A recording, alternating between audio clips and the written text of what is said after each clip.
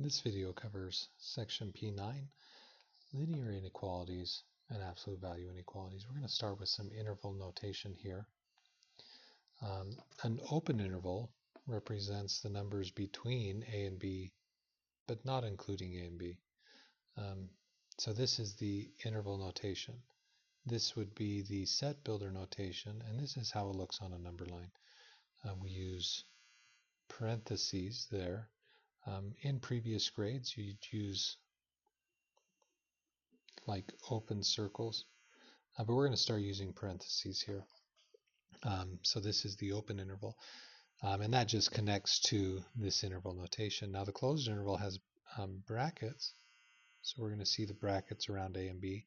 Again, here's a set builder notation. It's all the values, set of real numbers between A and B, including A and B. Okay, an infinite interval. Okay, notice we have what it looks like here. We have a parenthesis on one side and an arrow pointing towards the infinity, and the set builder notation is the set. Let's talk about how we would say this. This is the set of all x such that this straight line represents the words such that x is greater than our value. Okay, and then we have another infinite interval. This is going from negative infinity to b with a bracket, so b is included here. This is the set of all x's such that x is less than or equal to b. So we'll see that again here in this. The interval notation and each of these, what it looks like with the interval notation, set builder notation, and graph. Look through those, make sure you're familiar with those. We'll be using those throughout the year. So this says express each interval in set builder notation and graph.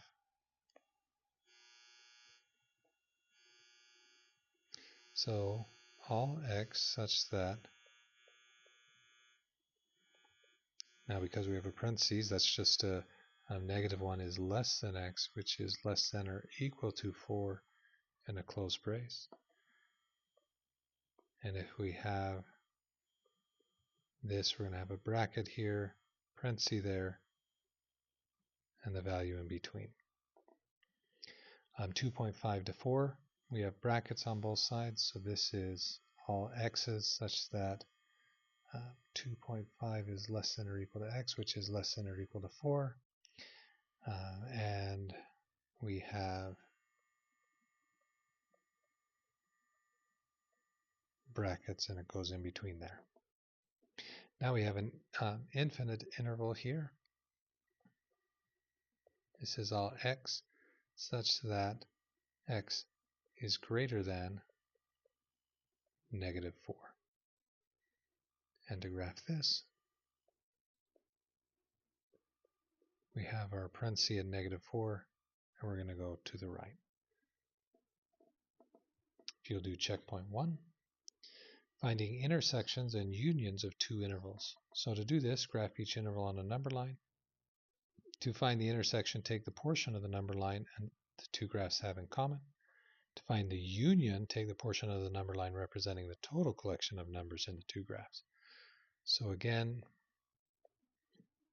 if we have two intervals, here's one interval, here's the other interval, the union would be this interval right here. Sorry, the intersection would be that interval. The union would be everything there. So let's use graphs to find each set. This is 1, 2, 4, 8. So the first set goes from 1 to 4, and the second set goes from 2 to 8, and we're looking for the intersection. So now 2 is a bracket, 4 was a parenthesis, so the intersection of this is this. I'll write it from 2 to parentheses 4. So 2 to 4.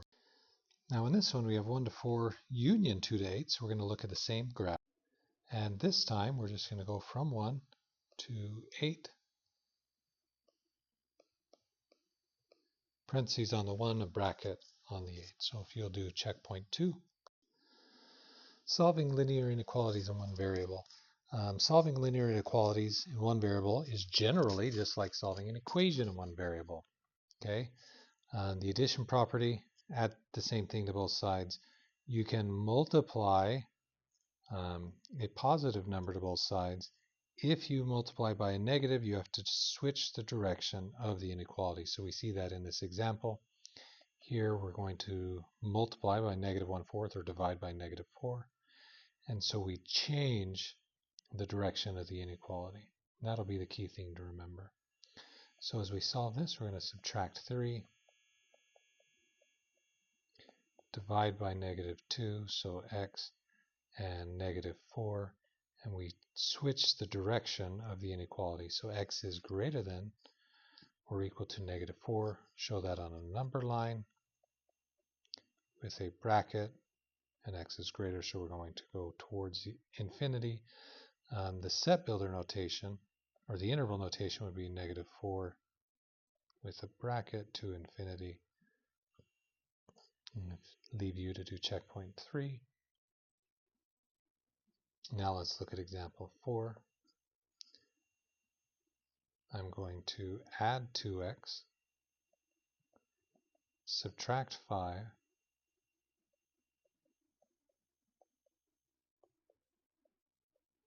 so negative 3 is greater than x. So if we graph that and see negative 3 is greater than x, and that's a parenthesis, so we're going to the left like that. Again, if that was in interval notation, it would look like that. If you'll do checkpoint 4 on example 5, we've got some fractions, so again we're going to multiply by the common denominator. 12 divided by 4 is 3, so that'll give us 3x plus 9. It's greater than or equal to, let's see, 12 times this would be 4, so that's 4x minus 8. 1/4 of 12 is 3. So I'm going to subtract 3x from both sides. This is a negative 5, so I'm going to add 5 to both sides, so 14 is greater than or equal to x. We graph this, so we have 14, bracket, and x is going to go that way. The set builder notation, all x such that x is less than or equal to 14. And interval notation will have negative infinity to 14. All right, if you'll do checkpoint 5, compound inequalities. So if we have two inequalities where they're the same on one side, and we can put it into one compound inequality and solve this.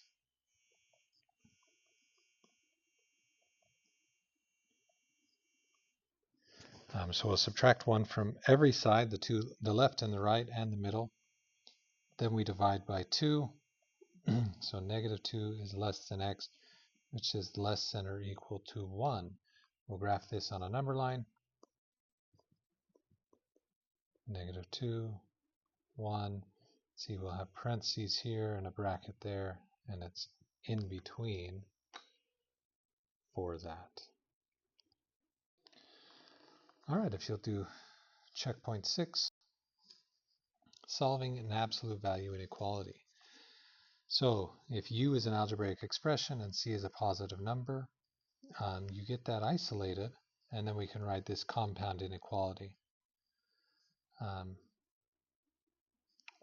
Or if it's greater than c, we'll write it as two separate ones. And that works whether it's less than or greater than, or less than or equal to, greater than or equal to. So let's look at this first one. Because this is less, I can write negative 3 is less than x minus 4, which is less than 3. So I'm going to solve this compound inequality, adding 4 to both sides, all three sides. 1 is less than x, which is less than 7. So graphing this, here's my 1, my 7, we'll do parentheses, and the graph is in between. You'll do checkpoint 7. On number 8, we need to get that absolute value isolated first. So I'm going to subtract 7, and that's negative 20, then divide by negative 2. Now I divided by a negative, that means my inequality is going to switch directions, and I get the absolute value of 3x plus 5 is less than or equal to 10. Now, because it's a less than, I can write my compound inequality. So I'm going to subtract 5 from both sides. Negative 15 is less than or equal to 3x, which is less than or equal to 5. Divide everything by 3. So negative 5 is less than or equal to x, which is less than or equal to 5/3. So if I were to graph this, I've got negative 5. I'm just going to write 5/3. And we're dealing with brackets and everything in between. All right, you can now do checkpoint 8. Checkpoint 9, because this absolute value is written the other way, we're going to have to write this twice. 7 is less than 5 minus 2x. So in this, we drop the parenthesis to get the 1, and then to get the other, we have to switch the sign, so it looks something like this. So again, for this absolute value inequality, we're going to, we just drop the parentheses, that gives us 1, then we switch the sign, and that gives us the other. So I'm going to rewrite these. 5 minus 2x is greater than 7. 5 minus 2x is less than negative 7. Now we solve this, so we subtract 5, divide by negative 2, x going to be less than, because that switches the sign, negative 1. Again, minus 5 divided by 2, switching the direction of the sign. Negative 7 minus 5 is negative 12 divided by negative 2 is 6. So x is greater than 6 and x is less than or equal to 1. When we graph this one, parentheses, notice this goes this direction and that goes that direction. And so here we have two regions, one to the left and one to the right, that are the solution of example 9. All right, checkpoint 9, if you will do that. And then let's look at example 10. You still have two options for paying the toll so that you can get to the beach. The first option requires purchasing a transponder for $20. With the $20 transponder, you pay a reduced toll of $3.25 each time you cross the bridge. Your second option is a toll by plate. With this option, you pay the full toll of $4.25 and a $3 administrative fee each time you cross the bridge, for a total of $7.25 for each crossing. Find the number of times you would need to cross the bridge for the transponder option to be the better deal. So we're going to let x be the number of times we cross. So we've got 20 plus 325x. That's the cost with the transponder. And we want to compare that to 725x. We want to know, when is the transponder a better deal? So we're going to write a less than there. So I'm going to subtract 325x here, and that looks like 4x. Divide by 4. So when x is greater than 5, now I didn't switch the direction, I just switched how this was written. This was 5 is less than x, but that's the same as x is greater than 5. So after 5 times, the transponder is the better option, which would mean 6 times. Because it's discrete, you can't cross 5.5 times, so we would expect 6 times.